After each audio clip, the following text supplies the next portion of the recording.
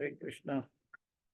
ओम अज्ञानातिमिरान्धस्य ज्ञानाञ्जनशलाकया चक्षुरुन्मिलितं येन तस्मै श्रीगुरुवे नमः। श्रीचैतन्यमनोभीष्टं स्थापितं येन भूतले स्वयं रूपगदा मह्यं ददाति स्वपदान्तिकं। वन्देऽहं श्रीगुरु श्रीयुतापदकमलं श्रीगुरु वैष्णवांश्च श्रीरूपं साग्रजातं सहगणा रघुनाथान्वितं तं सजीवं साद्वैतं सावधूतं परिजनसहितं कृष्ण चैतन्यदेवं श्रीराधा कृष्णपादां सहगणा ललिता श्रीविशाखान्वितांश्च। हे कृष्ण करुणा सिंधु दीनबंधो जगत्पते गोपेश गोपिका कांत राधा कांत नमोस्तुते। तप्त कांचन गौरांगी राधे वृंदावनेश्वरी वृषभानुसुते देवी प्रणमामि हरिप्रिये। वाञ्छाकल्पतरुभ्यश्च कृपा सिन्धुभ्य एव च पतितानां पावनेभ्यो वैष्णवेभ्यो नमो नमः। श्री कृष्ण चैतन्य प्रभु नित्यानंद श्री अद्वैत गदाधर श्रीवासादि गौर भक्तवृंद। हरे कृष्ण कृष्ण कृष्ण हरे हरे, हरे राम राम राम हरे हरे। जयतां सुरतो पंगुर मम मंदमते गतिर मत्सर्वस्व पदाम्भोजो राधा मदन मोहन। कृष्णाय वासुदेवाय देवकी नंदनाय च नंद गोपकुमाराय गोविंदाय नमो नमः। गोविंदाय नमो नमः। गोविंदाय नमो नमः। पंचतत्वात्मकं कृष्ण भक्तरूप स्वरूपकं भक्तावतार भक्ताख्यं नमामि भक्तशक्तिकं। गुरुवे गौरचंद्राय राधिकाये तदालये कृष्णाय कृष्ण भक्ताय तद्भक्ताय नमो नमः। नमः ओम विष्णुपदाय कृष्ण प्रेष्ठाय भूतले श्रीमदे जय पताका स्वामी नामिने नमः। आचार्य पदाय नीताय कृपा प्रदायिने गौर कथा धामदाय नगर ग्रामतारिणे नमः। ओम विष्णुपदाय कृष्ण प्रेष्ठाय भूतले श्रीमदे भक्ति वेदांत स्वामी नामिने नमस्ते सरस्वती देवे गौरवाणी प्रचारणे निर्विशेष शून्यवादी पाश्चात्य दीक्षारिणी। जय श्री कृष्ण चैतन्य प्रभु नित्यानंद श्री अद्वैत गदाधर श्रीवासादि गौर भक्तवृंद। हरे कृष्ण कृष्ण कृष्ण हरे हरे, हरे राम राम राम हरे। ओम नमो भगवते वासुदेवाय, ओम नमो भगवते वासुदेवाय, ओम नमो भगवते वासुदेवाय। नारायणं नमस्कृत्यं नरं चैव नरोत्तमं देवीं सरस्वतीं व्यासं ततो जयं मुदीरयेत्। नष्टप्रायेषु अभद्रेषु नित्यं भागवत सेवया भगवते उत्तम श्लोके भक्तिर्भवति नैष्ठकी। तो वृत्रासुर की कथा, वृत्रासुर के दिव्य गुण के बारे में हम लोग चर्चा कर रहे हैं श्रीमद् भागवत के अंतर्गत।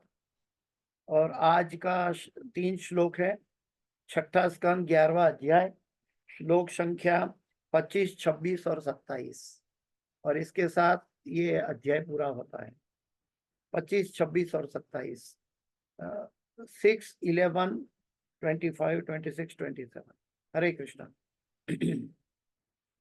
तो पहले मैं तीनों श्लोक रिसाइट करता हूँ, उसके बाद अनुवाद और तात्पर्य के साथ आगे चलते जाएंगे और अनुवाद पढ़ते जाएंगे। ठीक है। न नाकपृष्ठं न च पारमेष्ट्यं न सार्वभौमं न रसाधिपत्यं न योग सिद्धिर पुनर्भवं वा समंजसं त्वा विरहय्य कांक्षे। न नाकपृष्ठं न च पारमेष्ट्यं न सार्वभौमं न रसाधिपत्यं न योग सिद्धिरपुनर्भवं वा समञ्जसं त्वा विरहय्य काङ्क्षे न नाकपृष्ठं न च पारमेष्ट्यं न सार्वभौमं न रसाधिपत्यं न योग सिद्धिरपुनर्भवं वा समञ्जसं त्वा विरहय्य काङ्क्षे अजात पक्षा इव मातरं खगा स्तन्य यथा वत्सराक्षुधार्ता प्रियं प्रियेव व्युषितं विषण्णा मनोर अरविन्दाक्षति द्रक्षे त्वाम् अजात पक्षा इव मातरं खगा स्तन्यं यथा वत्सराक्षुधार्ता प्रियं प्रियेव व्युषितं विषण्णा मनोररविन्दाक्ष दिद्रक्षे त्वाम् ममोत्तम श्लोक जनेषु सख्यं संसार चक्रे भ्रमत स्वकर्मभिः त्वन्मान्य आत्मज जदारगेः श्वास स्वसक्त चित्तस्य न नाथ भूयात् ममोत्तम श्लोक जनेषु सख्यं संसार चक्रे भ्रमत स्वकर्मभिः त्वमायया आत्मजदारगेः आसक्त चित्तस्य न नाथ भूयात् ममोत्तम श्लोक जनेषु सख्यं संसार चक्रे भ्रमत स्वकर्मभिः त्वमायया सॉरी त्वमायया आत्मजदारगेः आसक्त चित्तस्य न नाथ भूयात्। हरे कृष्ण। तो अनुवाद पढ़ते हैं, एक एक पढ़ के फिर चर्चा करके फिर दूसरे श्लोक में जाएंगे। अनुवाद और तात्पर्य भाई ऐसी भक्ति वेदांत स्वामी शील प्रभुपाद महाराज की जय। श्रीमद् भागवत छठा स्कंद 11वां अध्याय 25वां श्लोक का अनुवाद है। हे समस्त सौभाग्य के स्रोत भगवान, वृत्रासुर कह रहे हैं, हे समस्त सौभाग्य के स्रोत भगवान, मुझे न तो ध्रुवलोक में न स्वर्गलोक में अथवा ब्रह्मलोक में सुख भोगने की इच्छा है, और न ही मैं समस्त भूलोकों तथा अधलोकों का सर्वोच्च अधिपति बनना चाहता हूं। मैं योग शक्तियों का स्वामी भी नहीं बनना चाहता हूं, नहीं आपके चरण कमलों का त्याग कर मोक्ष की भी कामना करता। तू मिल जाए तो मोक्ष नहीं मांगे। हाँ, भगवान की भक्ति ऐसी है। भगवान के भक्त भगवान के प्रेम में ऐसे अनुरक्त हो जाते हैं कि वो अपने आप को भूल जाते हैं। अपना सभी एजेंडा भगवान को समर्पित कर देते हैं। बहुत सुंदर उद्बोधन है। ये समस्त सौभाग्य के स्रोत भगवान। हमारा सौभाग्य भगवान के साथ जुड़ा हुआ है। समस्त सौभाग्य का अर्थ है ऐसा कोई सौभाग्य नहीं है जो भगवान से विलग हो। हम भौतिक जगत में सौभाग्य की बात करते हैं, लेकिन वास्तविक सौभाग्य जब हम भगवान से नाता जोड़ते हैं तब होता है। भौतिक चीजों का आशीर्वाद से सौभाग्य प्राप्त नहीं होता। लॉटरी लगने से, पैसा आने से, या नौकरी मिलने से, या अच्छी पत्नी या पति मिलने से सौभाग्य प्राप्त नहीं होता है। सौभाग्य तो तब प्राप्त होता है जब जीव भगवान के लिए जाग जाता है। इसलिए यहाँ पे बताया समस्त सौभाग्य के स्रोत, मतलब भगवान के अलावा और कोई सौभाग्य नहीं हो सकता। समस्त भगवान ही हमारा समस्त सौभाग्य है। अभी कह रहे हैं, वृत्रासुर कह रहे हैं, जो पहले महाराज चित्रकेतु थे, उनको श्राप मिला था, इसलिए वृत्रासुर की योनि में आए हैं। और भगवान जानते हैं कि ये मेरा परम भक्त है। हाँ, लेकिन उन्होंने एक कंप्लेन नहीं की। वो बिल्कुल गुनहगार ना होते हुए भी उनको श्राप मिल गया एक वैष्णवी के द्वारा। तो उन्होंने उसको सामने बिल्कुल अपने आप को सच्चा साबित करने की कोशिश भी नहीं की, बल्कि वैष्णव का आशीर्वाद भगवान की बनाई हुई परिस्थिति के द्वारा मिला है, स्वीकार लिया और वो वृत्रासुर बने हैं। लेकिन उनका जो अटैचमेंट है भगवान के साथ, वो कभी नष्ट नहीं हुआ। अगर हम भगवान के साथ अटैचमेंट बनाएंगे तो कभी नष्ट नहीं होगा। जैसे कि भरत महाराज ने भगवान के साथ अटैच करने के लिए पूरा दुनिया भर का साम्राज्य छोड़ दिया, लेकिन एक गलती हमको समझाने के लिए एक लीला हुई कि एक हिरण के पीछे उनका अटैचमेंट हुआ, लेकिन साथ साथ उनका अटैचमेंट भगवान के साथ बना हुआ था। तो दूसरे जन्म में वो हिरण बने, लेकिन भगवान का अटैचमेंट नहीं भूले। और फिर उनको पछतावा हुआ कि मैंने भगवान का अटैचमेंट था, लेकिन मैं गलत दिशा में आसक्त हो गया। और तुरंत वो तीसरे जन्म में जड़ भरत बन गए। अभी मैं किसी से बात ही नहीं करूंगा, क्योंकि तब मैं फंस जाता हूं। मैं तो सिर्फ भगवान की याचना करूं। ये भरत महाराज की 3 जन्म की हिस्ट्री है। और वैसे ही वृत्रासुर के दूसरा जन्म है। लेकिन दोनों के केस में पूर्व जन्म जब भगवान से जुड़ा हुआ था, लगाव होकर, तब वो दूसरे जन्म में भी भूले नहीं थे। तो हमें याद रखना है कि हम भगवान की भक्ति अहेतु की कीर्तवई कर रहे हैं कि नहीं। हम भगवान की भक्ति अटैचमेंट के लिए कर रहे हैं, या एक रिचुअल क्लास सुन रहे भागवत का अपना कल्याण के लिए। सकाम कर्म की भावना है अपना कल्याण के लिए सुनना, और शुद्ध भक्ति है भगवान की अनुरक्ति में अपने आप को समर्पित हो जाना। तो जो भगवान की अनुरक्ति में अपने आप को समर्पित करता है, उसके लिए कोई भी वर्तमान कभी भी उनको असर करने वाला नहीं।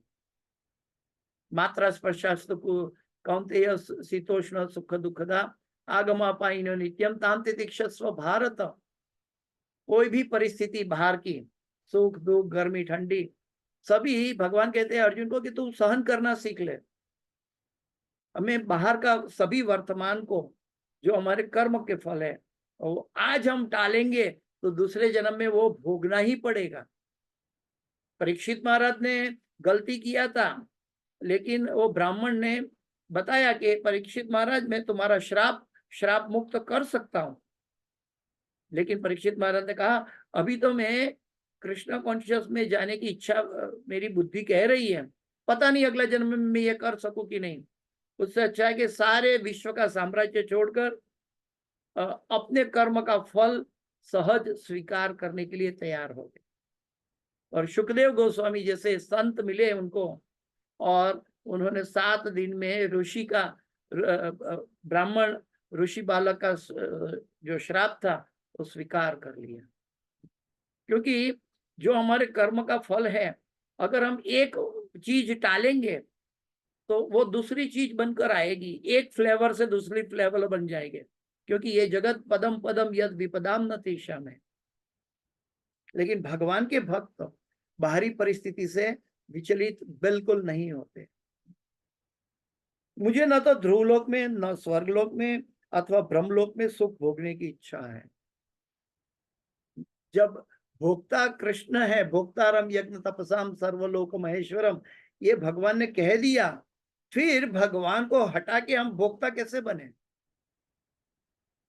जब भगवान स्वयं कह रहे हैं गीता में कि भगवान ही एकमात्र भोक्ता है, वो एकमात्र भोक्ता है, तो हम भोक्ता बनने की कोशिश करेंगे, यही हमारा भगवान से विद्रोह कहलाएगा।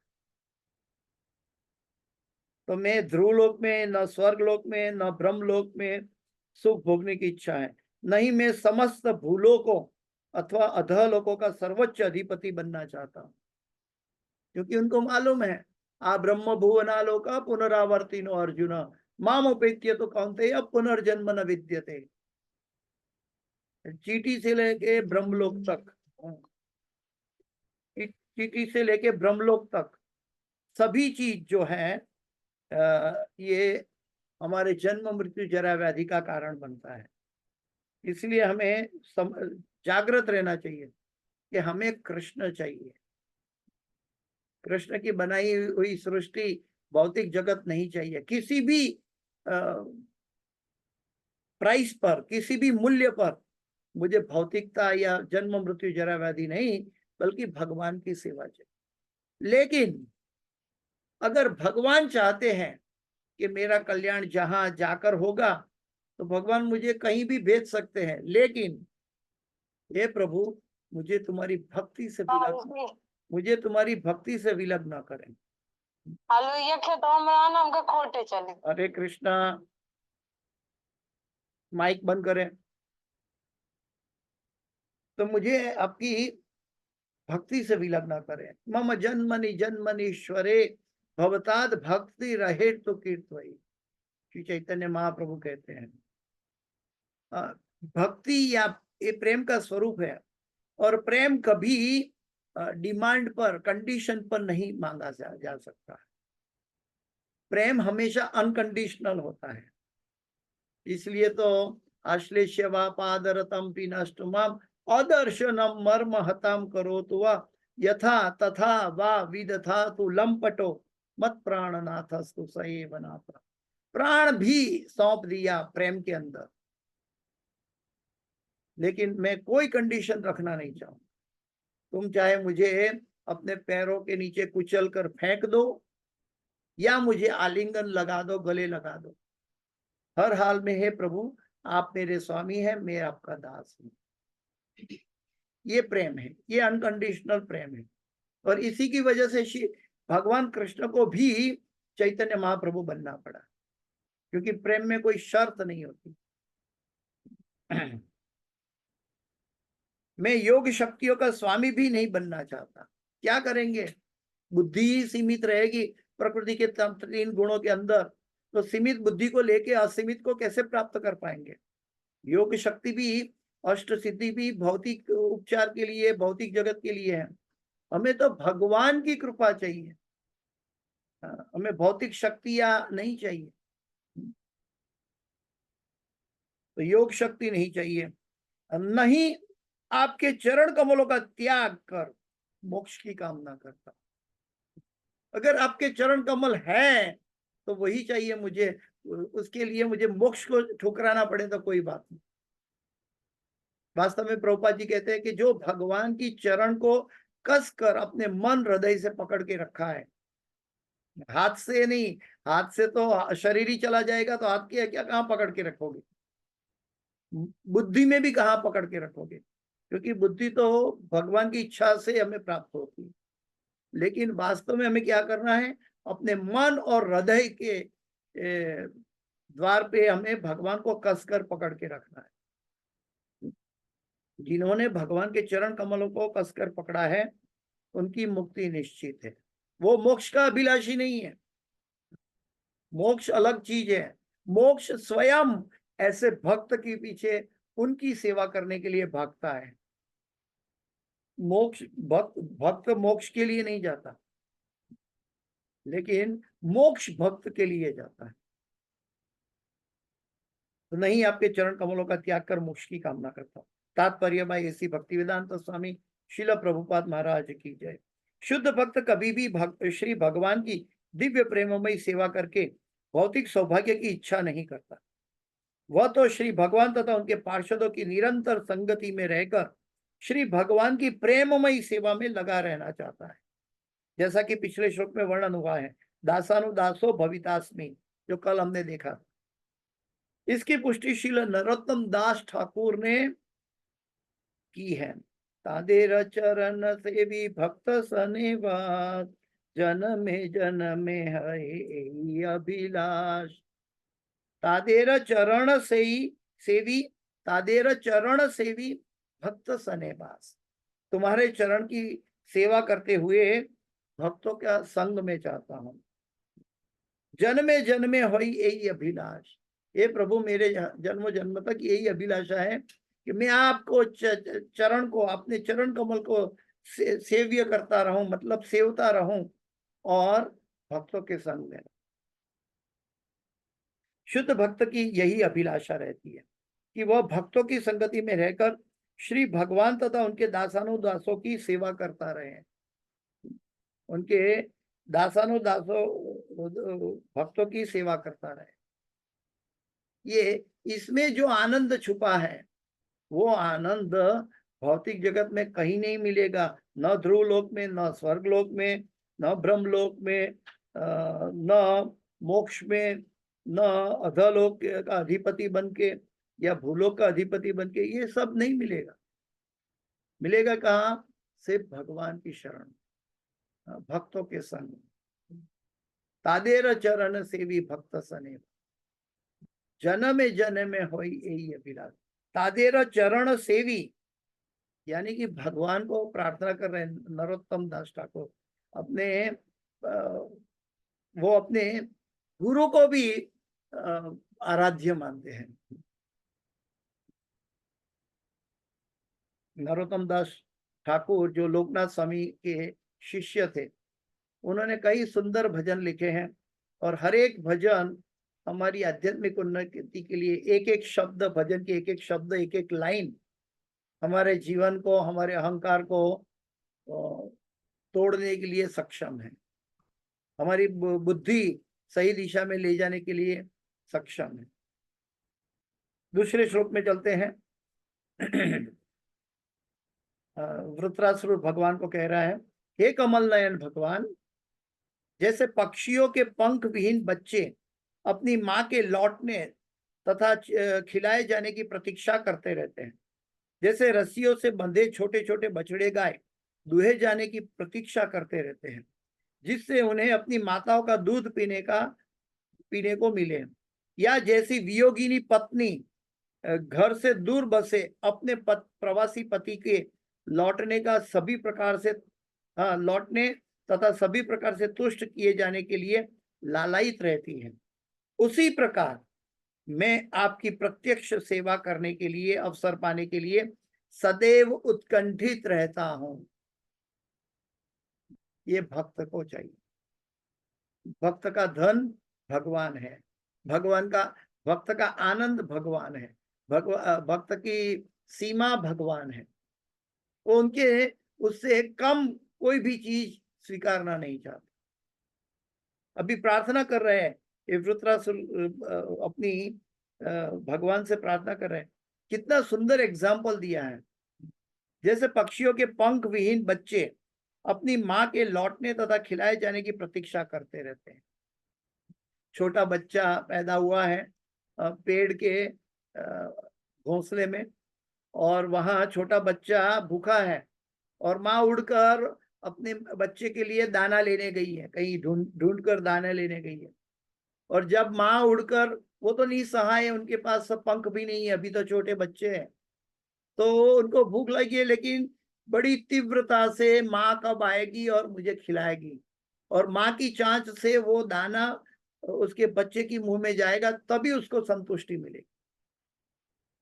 लेकिन कितना उनके पर आश्रित रहते हैं बच्चा, स्वयं तो कुछ नहीं कर पाता, लेकिन अपनी माँ दाना लाकर देगी, वो मैं खाऊंगा, मेरी भूख पूरी हो जाएगी। ऐसा आश्रय भगवान का चाहिए। फिर जैसे रस्सियों से बंधे छोटे छोटे बछड़े गाय दुहे जाने की प्रतीक्षा करते रहते हैं। जब गाय चरने जाती है वन में, तो बछड़े को नहीं भेजते, बछड़े घर में रखते हैं उसको बांध कर, लेकिन बछड़े को जब भूख लगती है तो पूरा दिन माँ नहीं है साथ में, तो माँ का इंतजार में इधर उधर भटकती है, लेकिन उसको बांध कर रखा जाता है। और जैसे दूर से माँ की आवाज सुनती है या तो माँ की जो गोरज उनको दिखती है, वो बड़ी चारों पांव से कूदने लगती है कि अभी माँ आ गई, माँ आ गई, दूध मिले। वैसे हमें भगवान का इंतजार करना चाहिए। जैसे तीसरा एग्जांपल दिया कि एक पतिव्रता नारी है, जिनका पति चाहे कोई लश्कर में हो या विदेश में हो, लेकिन वो अपनी सभी आवश्यकताओं के लिए अपने पति का इंतजार करती हैं कि मेरा पति 3 महीने के बाद आएगा, 2 महीने के बाद आएगा, 1 महीने के बाद आएगा, 15 दिन के बाद आएगा, 1 हफ्ते के बाद आएगा, कल आएगा, आज आएगा, शाम को आएगा। ऐसी इंतजार में पत्नी बैठती है, मेरा पति आएगा। जो पतिव्रता नारी है वो अपने पति की आगमन के लिए लालायित रहती है। सामान्य कलयुग की पत्नी ऐसी नहीं होती। वो आएंगे, अपने टाइम पे आएंगे, कहीं ना कहीं रुके होंगे, काम में होंगे, ठीक है। तो हमें समझना चाहिए कि प्रभुपाद जी ने जो एग्जाम्पल दिया है, जो भागवत के अनुसार, कितना सुंदर एग्जाम्पल है। उसी प्रकार वृत्रासुर कह रहे हैं, उसी प्रकार मैं प्रभु आपकी सेवा करने के लिए, अवसर पाने के लिए सदैव उत्कंठित रहता हूं। देखिए, यहाँ तो हमारी कितनी दुर्दशा है कि सेवा मिलती है तो हम करना नहीं चाहते, मंदिर में सेवा मिलती है तो करना नहीं चाहते हैं, और एक तरफ ये भगवान के शुद्ध भक्त हैं, सेवा के लिए उत्कंठित रहते हैं। तात्पर्य देखते हैं, तात्पर्य में ऐसी भक्ति वेदांत स्वामी श्रील प्रभुपाद की जाए। शुद्ध भक्त की अभिलाषा रहती है कि वह स्वयं श्री भगवान के निकट पहुंचकर उसकी सेवा करे। यहाँ पर जो उदाहरण दिए गए हैं वे सर्वथा उपयुक्त है। पक्षी के छोटे छोटे बच्चे तब तक संतुष्ट नहीं होते जब तक उनकी मां स्वयं आकर उन्हें दाना नहीं खिलाती। एक बछड़ा तब तक प्रसन्न नहीं होता जब तक उसे अपनी मां का थन का दूध पीने नहीं दिया जाता। और पतिव्रता पत्नी जिसका पति विदेश गया होता है तब तक प्रसन्न नहीं होती जब तक अपने प्रिय पति से उसका मिलन नहीं हो जाता। प्रभुपाद जी समझा रहे हैं। तो ये बहुत महत्वपूर्ण है। जैसे कि भवसागर में कोई व्यक्ति तैर रहा है, तो भवसागर में कोई व्यक्ति तैर रहा है, इतना भी तरवैया, स्मार्ट तरवैया क्यों ना हो, वो दरिया के बीच में कभी तैर के किनारे नहीं पहुंच सकता। उसको किसी के सहारे की आवश्यकता होती है। जब कोई हेलीकॉप्टर देख लिया और ऊपर से रस्सी डाला, और अगर उसने रस्सी पकड़ लिया तो वो बच सकता है, नहीं तो उसको बचने की कोई संभावना नहीं रह जाती। ठीक उसी तरह भवसागर में भगवान ने गुरु के जरिए हम सबके लिए रस्सी डाली है। अगर हम ये रस्सी कस कर नहीं पकड़ेंगे तो वापस भवसागर में गिर जाएंगे, जन्म मृत्यु जरा व्याधि का भवसागर में वापस गिर जाएंगे। इसलिए हमें ध्यान रहे, सदैव सतर्क रहे, जागृत रहे कि हमें भगवान और भगवान की जो गुरु परंपरा से हमें प्राप्त है वो रस्सी को हमें कस कर पकड़ के रखना है। कभी प्रभुपाद जी के और उनके गुरु के चरणों, उनके शिष्यों के चरणों को कभी हमें त्याग नहीं करना चाहिए। ये हमारा जीवन का सर्वोच्च ध्येय होना चाहिए। हाँ, क्योंकि ये एक शुद्ध भक्त की व्याख्या है। ये शुद्ध भक्त का हृदय बोल रहा है। ये कोई सामान्य संसारी कोई दो मनुष्य के बीच में बात नहीं चल रही है। एक लालायित जीव, लालायित हृदय भगवान को प्रार्थना कर रहा है, फिर भी किसी तरह की फरियाद नहीं है। वृत्रासुर बने, प्रभु मेरा कोई कसूर नहीं था तो अभी अभी तो आप अपना लो, अभी मेरा तो कोई कसूर नहीं था तो अभी मैं अभी ये योनि में हूं। नो कंप्लेन किसी तरह का। जो परिस्थिति भगवान ने दी है उसी में सहजता से भगवान का नाता बनाए रखना। लेकिन ये अटैचमेंट बना रहना चाहिए। भरत महाराज को बना रहा, यहाँ पे चित्रकेतु महाराज को वृत्रासुर बने, तो अभी भगवान का अटैचमेंट बना रहा। कौन्तेय प्रतिजानी ही न मे भक्त प्रणश्यति, ये इसका उदाहरण है। मेरा भक्त का कभी नाश नहीं होता, चाहे वो कहीं भी जाए। हाँ, लेकिन भक्त सदैव भगवान से जुड़े रहते हैं। तो अगर हम अभी भक्त का शो कर सकते हैं अपने आप को दुनिया के लिए, लेकिन वास्तविक भक्त है कि नहीं, ये सर्टिफिकेट तो सिर्फ भगवान और परमात्मा ही दे सकते हैं, या गुरु की प्रसन्नता देख सकती।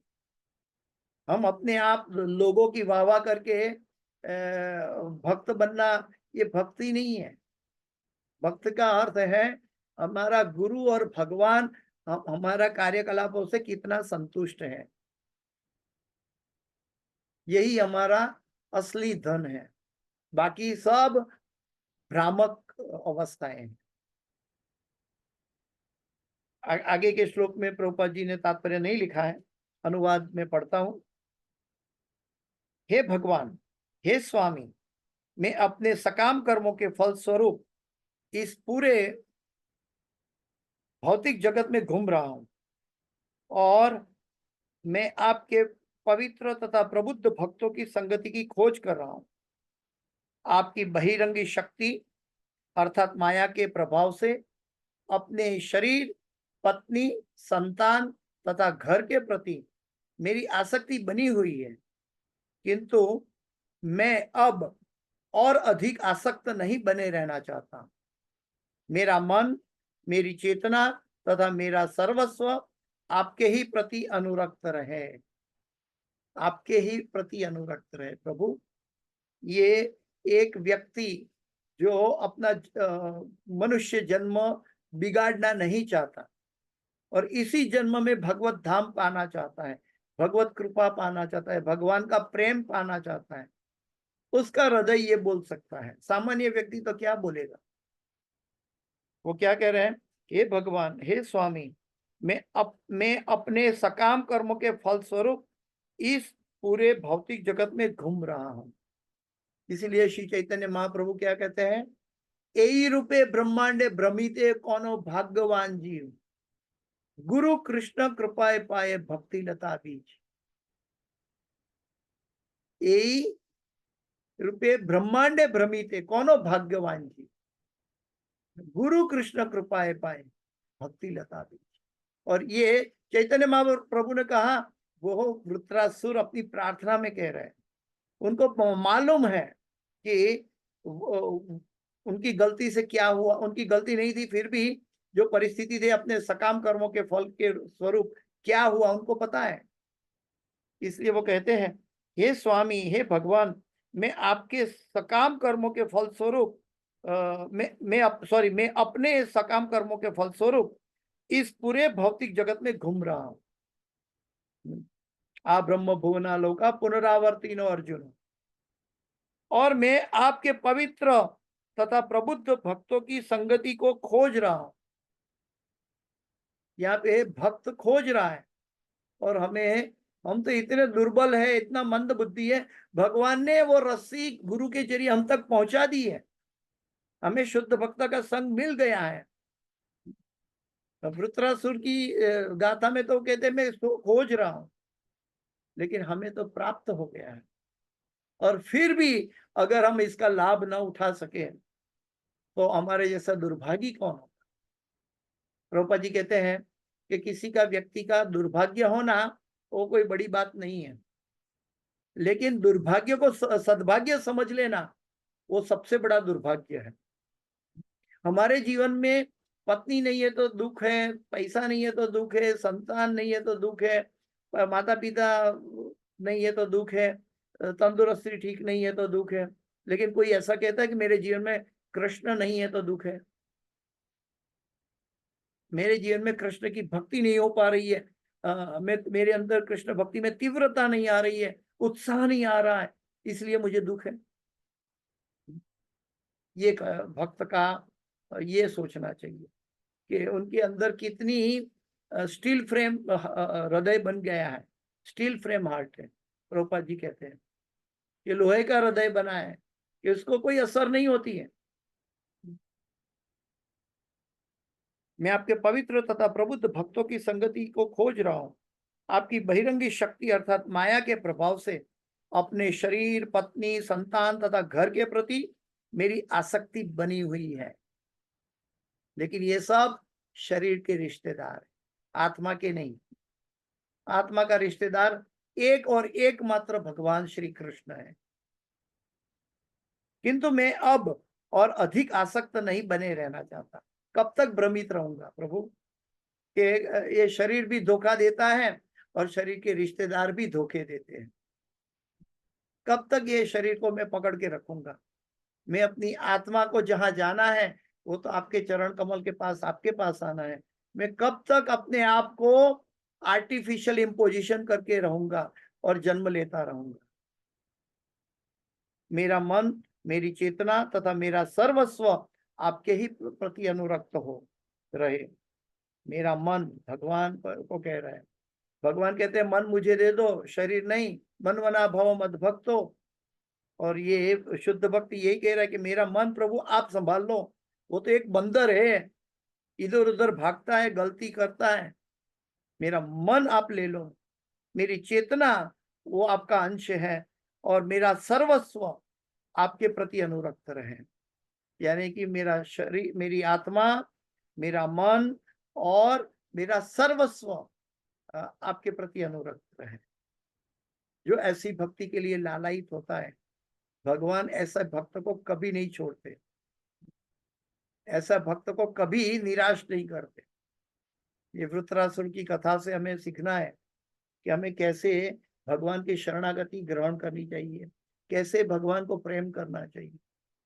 इस संसार में कोई भी मेरा नहीं है। अगर मैं अपने, जो मेरे लाने वाले थे वो तो मेरे माँ बाप थे ऐसा समझ ले, तो वो भी हमको छोड़कर चले गए, और हमारी मृत्यु के समय मेरा इस जगत में कोई नहीं रहेगा, सिर्फ कृष्ण रहेगा।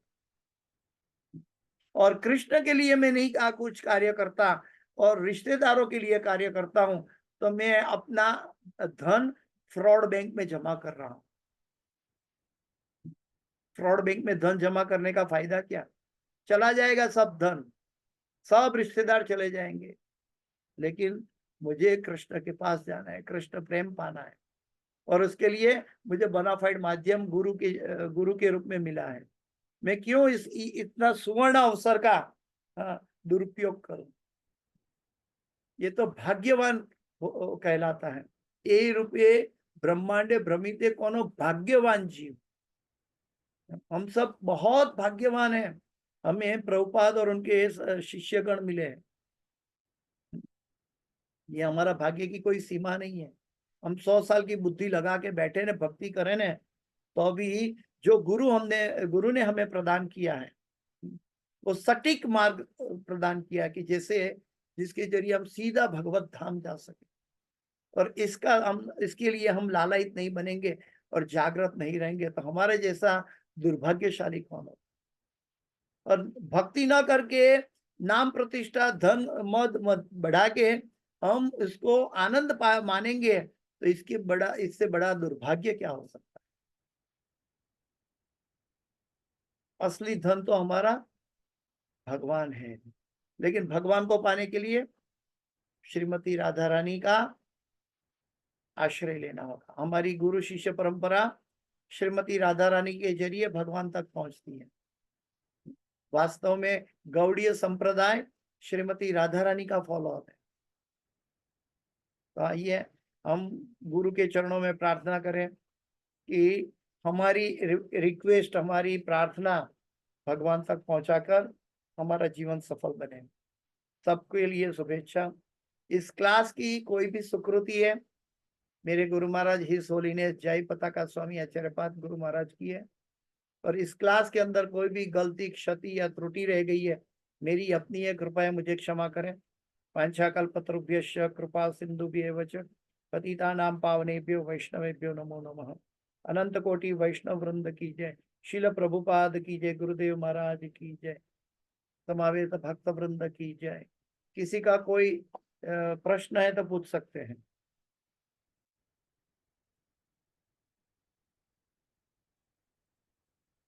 अगर प्रश्न नहीं है तो फिर कल मिलेंगे, ठीक है? गुरु महाराज के लिए, गुरु महाराज के लिए एक बार हरे कृष्ण महामंत्र बोलेंगे। सभी लोग बोलिए। हरे कृष्णा कृष्णा कृष्णा हरे हरे, हरे राम राम राम हरे हरे। गुरु महाराज की जय। शिल प्रभुपाद